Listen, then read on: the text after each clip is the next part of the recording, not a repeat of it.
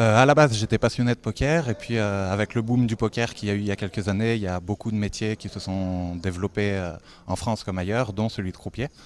Et, j'ai donc décidé de faire une formation de croupier à l'Institut de formation de croupier au poker, l'IFCP, qui se trouve à Paris, où on apprend en un mois toutes les règles du poker. Donc il y a beaucoup de variantes qui ne sont pas toutes très connues. La plus connue est le Hold'em qui est joué un peu partout, mais il y en a aussi beaucoup d'autres. Et on apprend là-bas donc tous les gestes techniques et toutes les composantes psychologiques qui font qu'on essaye derrière de gérer une table, que ça se passe bien, qu'il y ait une bonne ambiance et aussi que les règles soient bien respectées.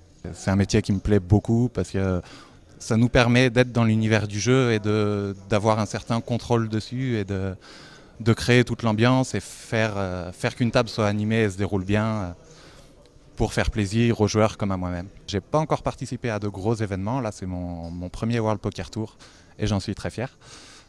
Pour l'instant j'ai travaillé au Cercle Gaillon à Paris où il y a eu une série de tournois qui s'appelait les Rainbow Tournament.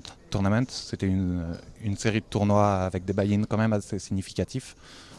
Et ça s'est très bien passé, ça m'a motivé à essayer de participer à de gros événements. Du côté du joueur, on voit le croupier qui donne les cartes et manipule les jetons et fait un petit rappel à l'ordre de temps en temps. Du côté du croupier, c'est quand même bien plus compliqué que ça, c'est-à-dire qu'il y a d'accord les gestes techniques, tout ce qui est mélange, distribution, comptage des jetons, etc. Il y a aussi le respect des règles. Alors les règles de base du jeu sont simples et tous les joueurs les connaissent. Par contre, en cas de litige, il y a beaucoup de cas assez compliqués où il y a des manières de faire qui changent selon les endroits, qui changent selon les pays, qui sont assez compliqués. Donc déjà, il y a l'apprentissage de toutes ces règles.